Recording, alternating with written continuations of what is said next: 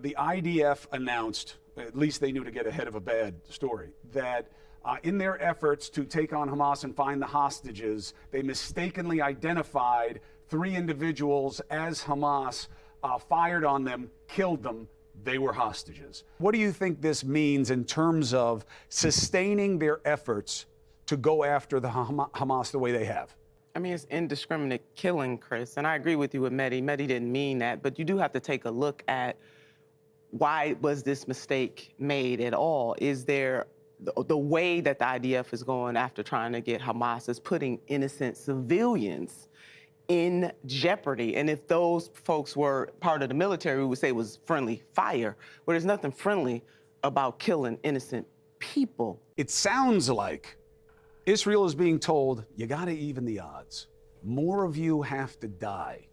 So don't use all this heavy bombing to increase your odds to go in and run your missions, which is why they're doing it. Do less of that. Go in and do your missions commando style, which will get more of their people killed.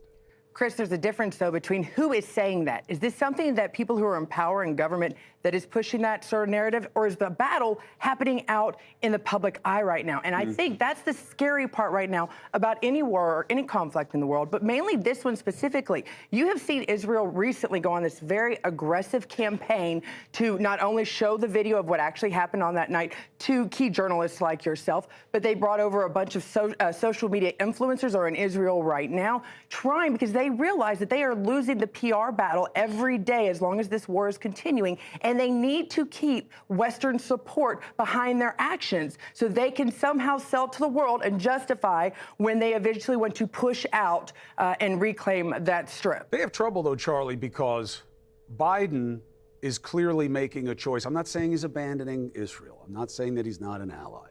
But he clearly isn't on the same page with Bibi Netanyahu. And Netanyahu, you could argue, is not on the same page with his people. Israelis in every poll.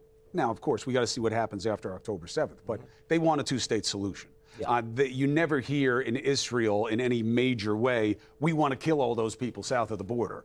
Bibi Netanyahu and many of his ministers have given a very different message. There is no 2-state solution. There is only one state. There is no Palestine. I mean, they're putting out a lot of rhetoric that's going to make it hard for America to stay stride for stride, no? First of all, I have to say, I must be a hayseed from the Midwest, because you kill hostages and then you put out a bulletin to the world, we did it. If you were going to do something sneaky, you wouldn't say you did it. My friends are Palestinian, my friends are Jews.